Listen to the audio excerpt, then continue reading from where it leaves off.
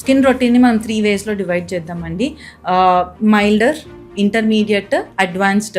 ఇది బేసిక్లో వచ్చేసి basic are milder దాంట్లో వచ్చేసి మీరు జస్ట్ మంచి ఫేస్ వాష్ చేసుకొని మాయిశ్చరైజర్, సన్ స్క్రీన్ పెట్టుకోగలిగితే it acts as a preventive mechanism అనమాట. ప్రివెంటివ్ అంటే మీరు సన్ నుంచి ప్రొటెక్ట్ చేసుకుంటున్నారు, ఫేస్ వాష్ వచ్చేసి మీ ఉన్న ఆయిల్స్ని అన్ని తీసేస్తుంది కాబట్టి స్కిన్ అనేది బెటర్గా హీల్ అవుతుంది.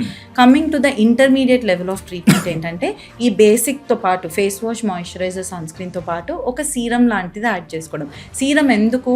మీకు కొంచెం యాక్నీ ఉంది, మీకు కొంచెం పిగ్మెంటేషన్ ఉంది, దాన్ని మీరు కొంచెం మెయింటైన్ చేయాలనుకుంటున్నారు అన్న వాళ్ళలో ఇది యాడ్ చేసుకోవచ్చు. అడ్వాన్స్డ్ ఏంటి అని అంటే ఈ బేసిక్తో పాటు ఈ ఇంటర్మీడియట్ లెవెల్తో పాటు యాంటీ ఏజింగ్ ఇంగ్రీడియంట్స్ అంటే రెటినాయిన్ బేస్డ్ ఇంగ్రీడియంట్స్ యాడ్ చేసుకోవడం. స్కిన్ రొటీన్ పరంగా ఇలా మెయింటైన్ చేసుకోవచ్చు. హెయిర్ రొటీన్కి వచ్చేసి ఇన్ జనరల్ డాండ్రఫ్ ఉన్నా లేకున్నా every alternate day hair wash చేసుకోవడం ఈజ్ ఇంపార్టెంట్ అండి. ఎందుకు?